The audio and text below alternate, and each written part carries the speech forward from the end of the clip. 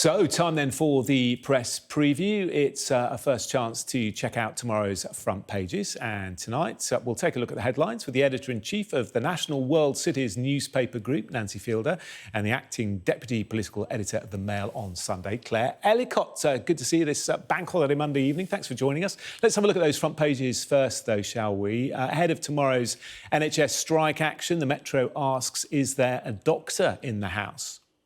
According to the Eye, some 350,000 appointments and operations are likely to be cancelled, far more than was originally forecast. While the Express advises its readers not to get ill. The Mirror lead with details of junior doctors' pay, which it says works out to be as little as £14 an hour. The Times is expecting disruption to the NHS for up to a month. While The Guardian says the action by junior doctors could run until the general election, which may not happen until January 2025. Here's The Telegraph. It's looking ahead to President Biden's visit to Ireland tomorrow and says he'll try to break the deadlock over the suspended government at Stormont. While the Mail claims an exclusive with news that 19 terror suspects have been found among migrants crossing the Channel in small boats. While the FT has news of successful debuts for a number of companies on Chinese stock exchanges. And The Star tells us that astronauts may soon be given the tools to manufacture their own medicines in space. And as always, a quick reminder that you can scan the QR code that you see on screen during the press preview, and you can take a look at the front pages of tomorrow's papers while you watch us discussing them. And to do that, I'm joined by Nancy Fielder and Claire Ellicott. So let's get stuck in, shall we? Tomorrow morning, the junior doctors' strike begins, of course. And I have to say, just having a glance at all the front pages, it paints a pretty negative picture, doesn't it, Nancy, of what's going to happen? Yeah, I mean, lots and lots of people, they're suggesting as many as 350,000 are going to have their treatments, their operations, their appointments cancelled because of this. But actually, let's be completely honest, tens of thousands are missing out on their NHS treatment already. And this is not just about a large pay increase that has been demanded by the junior doctors. This is about an NHS that has got so many vacancies that it can't fill and no sort of sign of any hope around this. So it is going to be really, really grim. But if the junior doctors aren't fighting for our NHS and demanding better so that we can recruit new generations into it, who is going to? So I think it's going to be tough, this. I'm not sure there's quite the level of public sympathy for junior doctors as there is for nurses, but I hope people will understand why they're doing it, and it's not just about pay. Yeah, Nancy, there doesn't seem to be a huge amount of sympathy, does there, on the front pages? And 35% is a pretty big pay rise to be asking for, isn't it? It is. It's an enormous pay rise. But I think we all assume that doctors are a lot better paid than they are, particularly junior doctors. And I was having a conversation with a junior doctor's wife and a 17-year-old boy who was looking at medicine, and she was telling him it was absolutely horrific. I know many junior doctors who wouldn't advise people to follow in their footsteps because working for the NHS is absolutely awful. And it's terrible because people whose vocation it is to care for people have been driven out of the NHS and can't do the job and can't give the care they want to give. So it's a big number, but actually it's got to be about more than that. It is about the care that they can give and the conditions we expect our doctors to work in. OK, front page of the Eye, Claire, their headline, thousands more patients than expected won't be treated due to the doctors' strike. They're talking about, as we've been hearing, up to 350,000 operations and appointments now expected to be cancelled over the next few days. What's your take on it?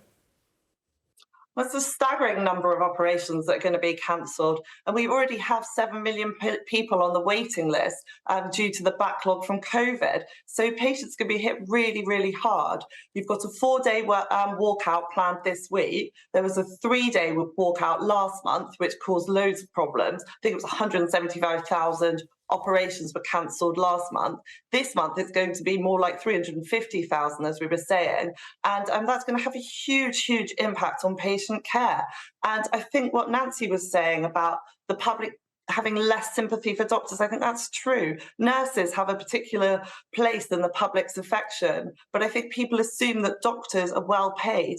And while consultants are when they get to the more senior levels, junior doctors aren't always. But to ask for a 35% pay rise at a time like now when most people are struggling to pay their bills and are really struggling to make ends meet, it does seem like a staggeringly high amount, whether or not it's a negotiating position. And I think the unions are warning that these walkouts are going to carry on and that they've been timed to coincide with bank holidays and that they may run until for the next year, maybe until the next election. Now, I think the public are going to really struggle with that. This is going to have a huge impact on patient care. And if you don't have the public on side, there's far less incentive for ministers to compromise over their pay. Yeah, but do you think, Claire, that ministers are compromising? You know, is the government even coming to the table? I mean, 35% does seem a huge amount, but anyone who's ever done any sort of negotiation over pay will know that you've got to start high.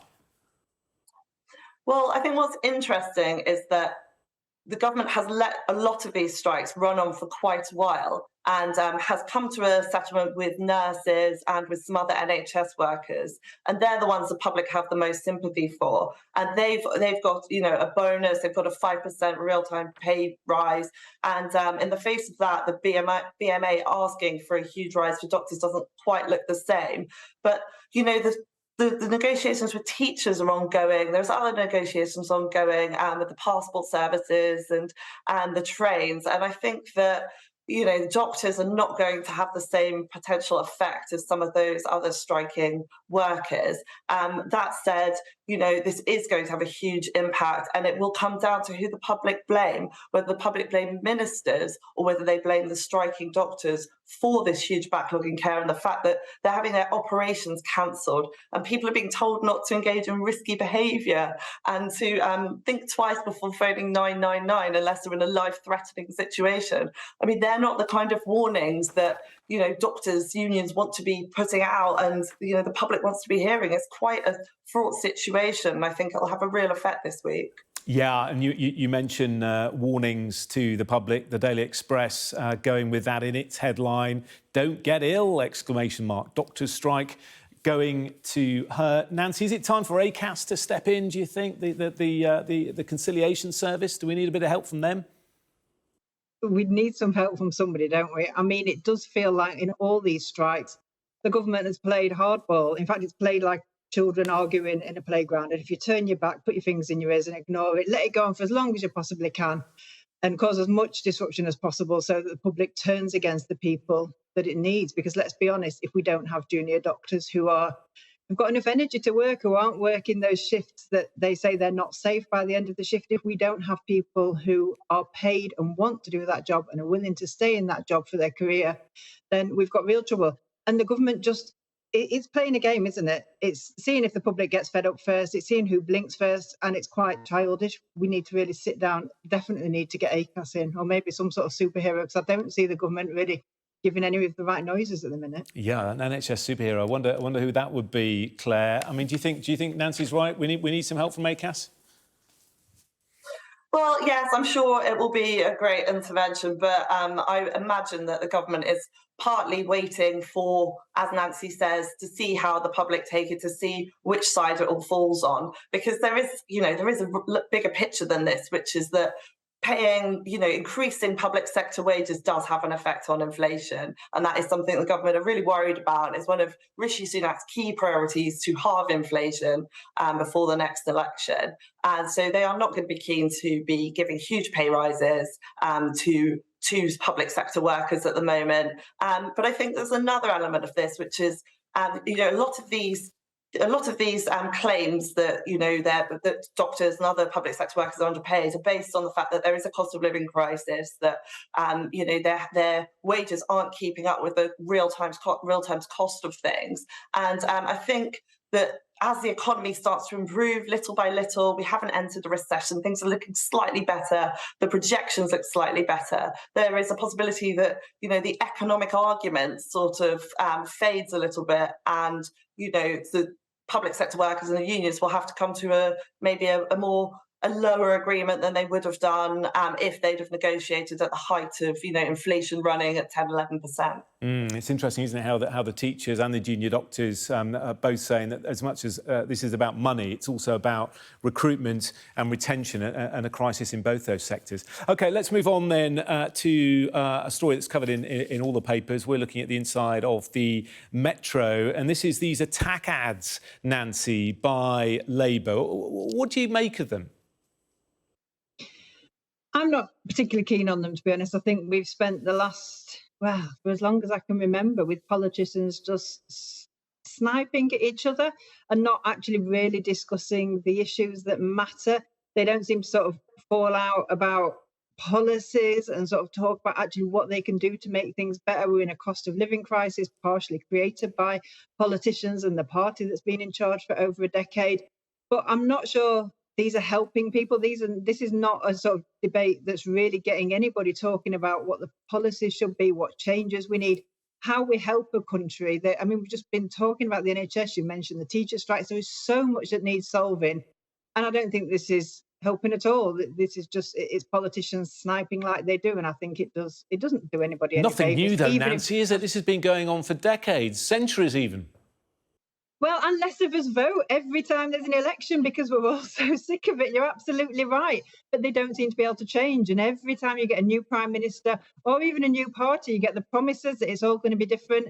And actually, let's be honest, it never feels completely different, does it? It never feels particularly hopeful. And I think that they're wide of the mark.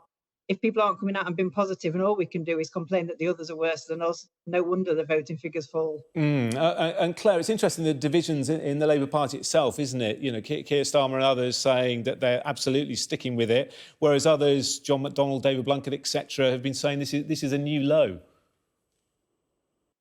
Well, I think that's what's really interesting. It's really polarised the Labour Party and the shadow cabinet as well. Keir Starmer's most senior shadow ministers are massively divided over this.